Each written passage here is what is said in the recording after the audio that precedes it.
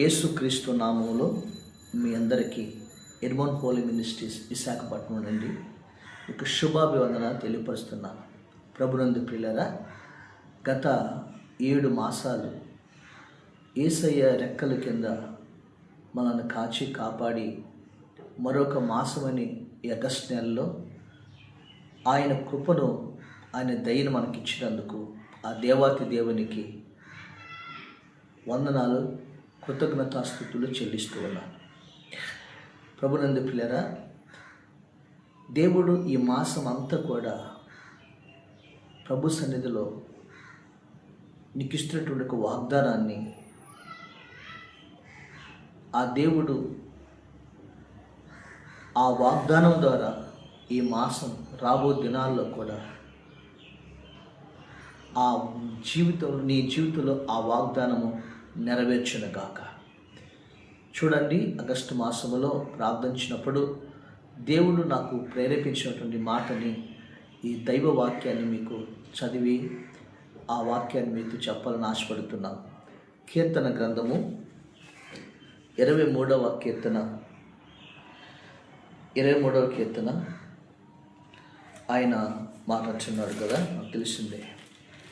నా శత్రువుల ఎదుట ఆయన నాకు భోజనము సిద్ధం చేశాను. చూడండి, 5వ వచనం, 23వ కీర్తన 5వ వచనం. నా శత్రువుల ఎదుట నీవు నాకు భోజనం సిద్ధపరచుదువు, నూనెతో నా తల అంటి ఉన్నావు, నా గిన్నె నిండి పొంగి పొర్లుచున్నది. నేను బ్రతుకు దినములన్నీ కృపాక్షేమములే నా వెంట వచ్చును, చిరకాలము యెహోవా మందిరములో నేను నివాసం చేస్తాను. ఈరోజు నా గిన్నె నిండి పొంగి పొర్లుచున్నది అన్న వాగ్దానం నీ జీవితంలో దేవుడు నెరవేర్చునుగాక. నీ గిన్నె నిండి పొంగి పొర్లుచున్నది అని దేవునికి వాగ్దానం నీ జీవితంలో నెరవేర్చునుగాక. ఏ గిన్నె? దావీదు చెప్తున్నాడు, నా గిన్నె అంటున్నాడు, నా పాత్ర అని దేవుని వాక్యం సెలవిస్తుంది. పొంగి పొర్లుతూ ఉంటుందంట, ప్రవహిస్తూ ఉంటుందంట. దావీదు చెప్తున్నాడు, దేవుడు ఆస్వాదిస్తే ఒకని జీవితంలో పొంగి పొర్లే ఆశీర్వాదాలు దేవుడు అనుగ్రహిస్తాడు. ప్రభునందు ప్రియులారా, నేను ఒక విషయాన్ని మీతో చెప్తూ వస్తున్నాను. బైబిల్ గ్రంథంలో గత మాసంలో నేను శాపాన్ని ఆశీర్వాదకరంగా మార్చిన కొండ అని మీతో చెప్పడం జరిగింది. బైబిల్లో 7 రకాలైన కొండలు ఉన్నాయి, చాలా ఉన్నాయి, ప్రాముఖ్యమైనవి. దాంట్లో ఆ కొండ మనిషి జీవితానికి అది సాదృశ్యంగా ఉంది. కుమ్మరివాని చేతిలో ఆ కొండని ఎలా తయారు చేసాడో కుమ్మరి, అలాగే దేవుడి చేతితో మన జీవితాన్ని ఆయన నడిపిస్తూ ఉన్నాడు. మొన్న శాపాన్ని ఆశీర్వాదకరంగా మార్చిన దేవుడు అని మొదటి కొండ గురించి చెప్పాను. రెండవదిగా ఈరోజు పొంగి పొర్లుచున్న కొండ అని చెప్పబోతున్నాను. పొంగి పొర్లుతున్న కొండ ఇదేందని నేను చదివించాను కదా. నీ గిన్నె నిండి పొంగి పొర్లుచున్న కొండ అని రాయబడేది. దేవుని స్తోత్రం. దేంతో? నూనెతో నా తల వంటి ఉన్నాం, నూనె చేత ఆ గిన్నె నిండి పొంగి పొర్లుచున్నది అంటున్నాడు. గిన్నె అని నీ యొక్క ఉద్యోగంలో, గిన్నె అని నీ వ్యాపారంలో, గిన్నె అని నీ యొక్క కుటుంబంలో, ఒకవేళ ఆ గిన్నె అనే పరిస్థితులన్నీ అట్టడుగుకి వెళ్ళిపోతే, నా దేవుడు, మనం ఆరాధిస్తున్న దేవుడు, ఆయన గిన్నె నిండి పొంగి పొర్లేటట్లుగా దేవుడు నీ జీవితాన్ని ఈ మాసంలో ఆయన ఆశీర్వదించబోతున్నాడు. దేవునికి స్తోత్రం. బైబిల్ గ్రంథంలో 2వ కొండ గురించి నేను చెప్పబోతున్నాను. 2వ రాజుల గ్రంథం 4వ అధ్యాయం 1వ వచనం మనం చూసినట్లయితే చూడండి, అక్కడ ఒక ప్రవక్తల శిష్యుల్లో ఒక ఆయన తన భార్య దైవజనుడైన ఎలీషా దగ్గరికి వచ్చింది. ఎలీషా దగ్గరికి వచ్చి, అయ్యా, నా భర్త ఆయన బ్రతికుండగా కొన్ని అప్పులు చేశాడు, ఆయన చనిపోయాడు. కానీ ఇప్పుడు అప్పుల వారు వచ్చి నాకున్న 2 కుమారులను అప్పుల వారు తీసుకెళ్ళిపోతున్నారు. నేను వారి అప్పు తీర్చడానికి నా వద్ద ఏమీ లేదు, అప్పు నేను తీర్చలేను. కనుక నాకున్న మగపిల్లలిద్దరినీ వాళ్ళు తీసుకెళ్ళిపోతున్నారు బానిసలుగా. వాళ్ళ అప్పు తీరే వరకు వాళ్ళ దగ్గర ఉండాలి. ఒక పక్క భర్త చనిపోయాడయ్యా, మరో పక్క నా బిడ్డలు కూడా కోల్పోతున్నానయ్యా. ఇప్పుడు నా జీవితం ఒక అడుగంటిపోయిన జీవితం, అవమానపరచబడిన జీవితం అయిపోయింది. ఇక నాకేమీ లేదయ్యా అని ఆమె ఆ స్థితిలో ఎలీషా దగ్గరికి వచ్చి దేవునికి ఎలీషాకు మొరపెట్టింది. చూడండి, 4వ అధ్యాయము 2వ రాజుల గ్రంథం 4వ అధ్యాయం చూడండి. అక్కడ ఏమంటుందంటే 1వ వచనం చూసినట్లయితే, అంతటా ప్రవక్తల శిష్యులో ఒకని భార్య, నీ దాసుడు నా పెనిమిటి చనిపోయాను, అతడు యెహోవా యందు భయభక్తులు గలవాడే ఉండినని నీకు తెలిసే ఉన్నది. ఇప్పుడు అప్పులు వాడు నా 2 కుమారులను, నా కుమారులు తనకు దాసులుగా ఉండటకై వారిని పట్టుకుని పోటకు వచ్చి ఉన్నాడని ఎలీషాకు మొరపెట్టాను. అయ్యా, అప్పులు వాడు నా 2 కుమారులను పట్టుకుని పోటకు వచ్చాడయ్యా. ఇక నా బిడ్డలు తప్ప నాకు ఆధారంకి ఏది లేదయ్యా అని ఎలీషాకు మొరపెట్టుకుంది. దేవుని స్తోత్రం. అప్పుడు ఎలీషా అంటాడు, జాగ్రత్త వినండి, నీ దగ్గర ఏముందమ్మా, నేనేం చేయాలి, నీ దగ్గర ఏముంది అంటే, నా దగ్గర ఒక నూనె కొండ ఉందయ్యా అంటాడు. నూనె కొండ ఉందంటాడు. చూడండి, అప్పుడు ఎలీషా ఒక మాట అంటాడు. 2వ వచనం, ఎలీషా, నా వలన నీకేమి కావాలని, నీ ఇంటిలో ఏమున్నదో అది నాకు తెలియచెప్పమనను. అందుకని నీ దాసురాలైన నా ఇంటిలో నూనె కొండ ఒకటి ఉన్నదని, అది తప్ప మరి ఏమీ లేదని చెప్పాను. నూనె కొండ ఉంది. దేవుని స్తోత్రం. నూనె కొండ ఉందంట నా ఇంట్లో. అప్పుడు ఎలీషా అంటున్నాడు, సరే, నూనె కొండ మీ ఇంట్లో ఉంది కదా, నువ్వేం చేస్తావంటే మీ ఊరిలో ఉన్న వాళ్ళందరూ ఇళ్ళకెళ్ళి దొరికిన కొండలన్నీ కూడా, ఖాళీ కొండలు తీసుకొచ్చి ఈ నూనె కొండ చుట్టూ కూడా ఆ ఖాళీ కొండలు పెట్టు అన్నాడు. ఎవరు? ఎలీషా. ఆ ఎలీషా చెప్పిన ప్రకారమే ఆ తల్లి తన బిడ్డలను పంపించి ఆ ఊర్లో ఉన్న అడిగి మరి ఆ ఖాళీ కొండలని తెచ్చి ఆ నూనె కొండ పక్కన పెట్టాడు.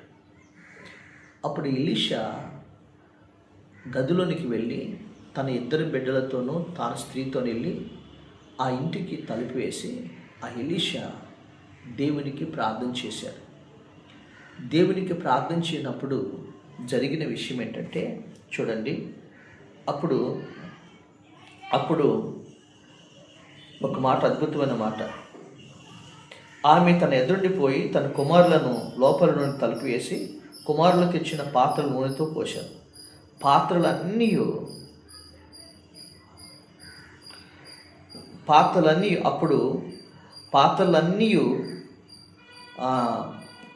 నూనె పోశారు. పాత్రలన్నీ నిండిన తరువాత ఇంకా పాత్రలు తెమ్మని ఆమె తన కుమారునితో చెప్పగా వాడు మరేమీ లేవని చెప్పాను. అంతలో నూనె నిలిచిపోయాను. దేవుని స్తోత్రం. నూనె దేవుని స్తోత్రం కాదు, నూనె నిలిచిపోయాను. జాగ్రత్త వినండి, ఇక్కడ ఒక్క కొండని తన ఇంట్లో ఉంది. ఆ ఒక్క కొండని తను తెచ్చిన కొండలన్నీ కూడా ఆ కొండలో ఉన్న నూనెని ఈ కొండలన్నీ కూడా నిండినట్లుగా దేవుడు ఏం చేశాడంటే ఆ నూనెను ఆశీర్వదించాడు. దేవునికి స్తోత్రం. చూడండి, ఆయన 4వ వచనం, అప్పుడు నీవు ఇంట్లోకి వచ్చి నీవు నీ కుమారుడు లోపల నుండి తలుపు మూసి ఆ పాత్రలలో నూనె పోసి నిండె తట్టున ఉంచమని ఆమెతో సెలవేయగా ఆమె ఎద్దు నుండి పోయి తాను కుమారులను లోపల నుండి తలుపేశాను. కుమారులు తెచ్చిన పాత్రలో నూనె పోసాను, పాత్రలన్నీ నిండెను అని అన్నాడు. జాగ్రత్త వినండి. అప్పుడు నూనె నిలిచిపోయాను. దేవుని స్తోత్రం. ఆ పాత్రలన్నీ నిండిపోయే వారికి నూనె ప్రవహిస్తూ ఉంది. ఆ కుండ గిన్నె పొంగి పొర్లుతూ ఉంది. ఆశ్చర్యం ఏంటంటే ఆ కుండని నూనెని దేవుడు ఆస్వాదించాడు. తెచ్చిన ఖాళీ కొండలన్నీ కూడా నింపిపోయినాయి. ఇప్పుడు ఆ ఎలీషా చెప్తున్నాడు, నువ్వు పోయి ఆ నూనె అమ్మి అప్పు తీర్చుకో, మిగిలిన దానితో నీవును నీ పిల్లలను బ్రతుకుడని ఆమెతో చెప్పాను. దేవుని స్తోత్రం. ఈరోజు వాక్యం వచ్చిన నా ప్రియమైన దేవుడి బిడ్డలారా, ఇలా చెప్పాను కదా, నీ గిన్నె నిండి పొంగి పొర్లుచున్నదని చెప్పాడు. ఈ కార్యము దేవుడు ఎంత అద్భుతం చేశాడు. నేను 3 విషయాలు దీంతో చెప్తాను. ఒకటి, ఆపత్కాలములో ఆదుకున్న నూనె కొండ. ఆపత్కాలములో ఆదుకున్న నూనె కొండ. 2, అవమానం పొందిన చోటే ఘనపరిచిన నూనె కొండ. 3, అంతా అయిపోయింది అనుకున్న చోటే ఆయన పొంగి పొర్లినట్లుగా ఆయన అంతకంతకు ప్రవాహములాగా అంతకంతకు అభివృద్ధిపరిచిన నూనె కొండ. దేవుని స్తోత్రం. ఈ రోజున ఆ నూనె కొండ దేవుడు ఎలా ఆస్వాదించాడు. మొదట ఆపదలో ఆదుకున్న నూనె కొండ. అప్పులు వాడొచ్చి తన పిల్లల్ని తీసుకెళ్ళిపోతున్నాడు. చివరికి తనకు మరొక ఆప్షన్ లేదు. అప్పుడు దైవజనుడు అడిగాడు, నీ ఇంట్లో ఏముందమ్మా అడిగాడు. నా ఇంట్లో ఒక్క నూనె కొండ తప్ప ఏమీ లేదయ్యా అన్నాడు. దేవుని స్తోత్రం. ఆ నూనె కొండ చాలు అని ఆ నూనె కొండని ఆయన ప్రార్థన చేయగా నూనె కొండ ఆస్వాదించాడు. దేవుడు ఆస్వాదించాడు. ఆ నూనె కొండ, ఆ నూనె పొంగి పొర్లింది. అది ఇంట్లో ఉన్న ఖాళీ కొండలన్నీ కూడా నింపబడింది. అంటే ఆపదలో ఆ నూనె కొండ ఆదుకుంది. రెండవది, అప్పులోళ్ళు బయట నిలబడ్డారు.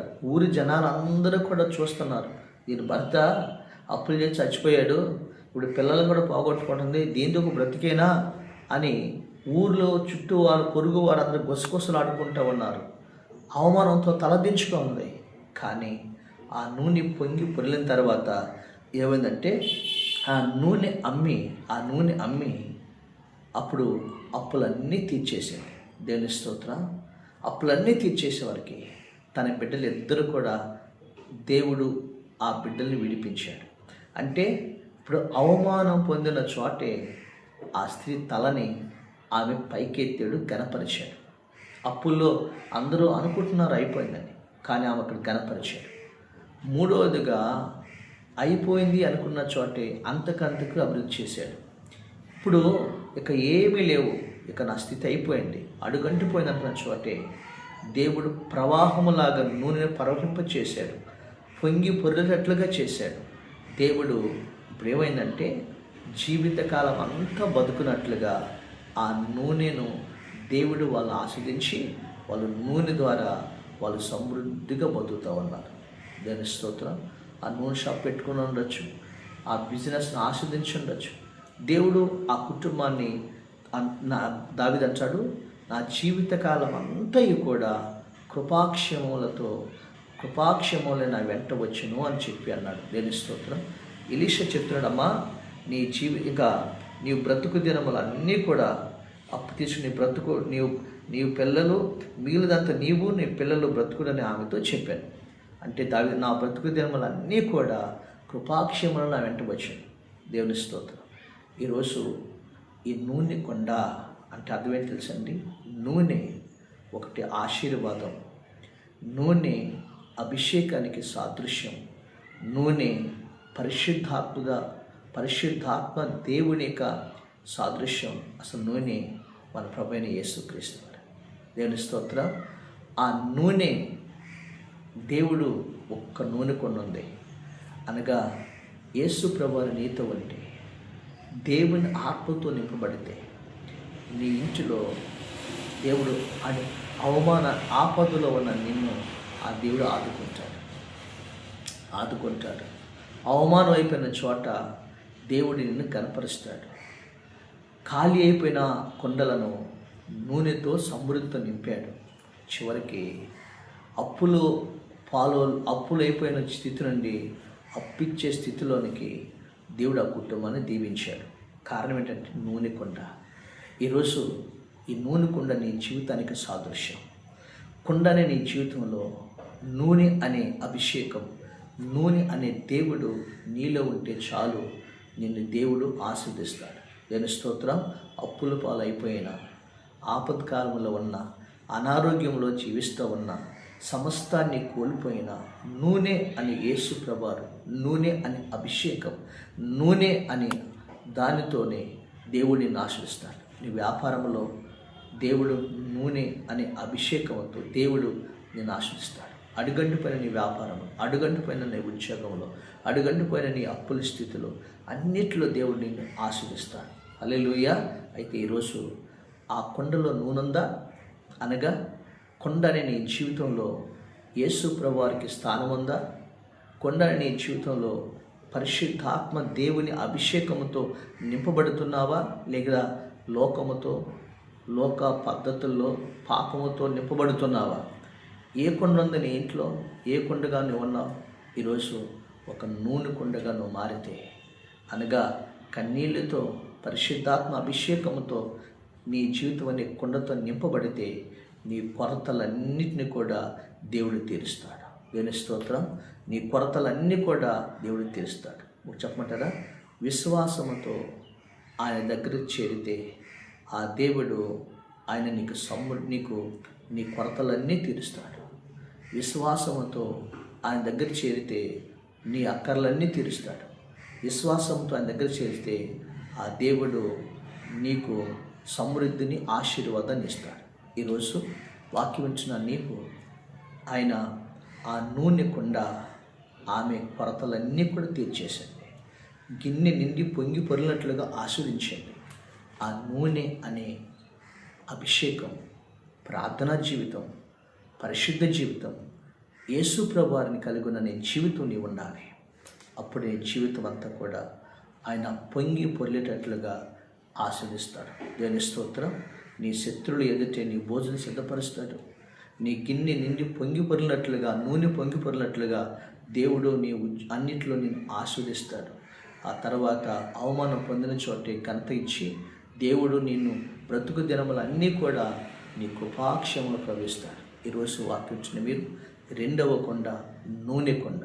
ఈరోజు కొండలో నూనె ఉంది అనగా నీ బ్రతుకులో యేసయ్య ఉండాలి, పరిశుద్ధాత్మతో నింపబడాలి, ప్రార్థనా జీవితం ఉండాలి, పరిశుద్ధత ఉండాలి.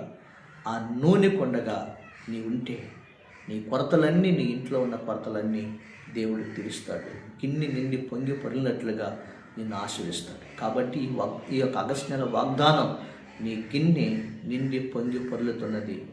నీ బ్రతుకు దినం అన్నీ కూడా కృపాక్షేమలే దేవుడు అనుగ్రహించునుగాక. ఆమేన్. పరిశుద్ధుడైన మా తండ్రి, కృతజ్ఞతాస్తుతులు, స్తోత్రాలు చెల్లిస్తున్నాం. ఈ రోజున ప్రభా, నీవు ఆగస్టు నెలలో మాకు ఇచ్చిన వాగ్దానాన్ని బట్టి స్తోత్రాలు. మా గిన్నె నిండి పొంగి పొరులుతుందన్నావు.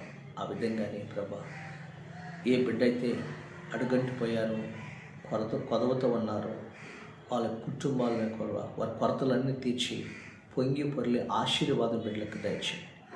అప్పుల్లో ఉన్న వారి జీవితాల్లో అప్పిచ్చి వారిగా దీపించండి. ఉద్యోగంలో, వ్యాపారంలో, సమస్తంలో కూడా వాళ్ళ కొరతలు తీర్చి ఆశీర్వదించమని, ఈ మాసం రాబో మాసాలన్నీ కూడా పొంగి పొరలే ఆశీర్వాదం దయచేయమని యేసు నామమున చున్నాము తండ్రి.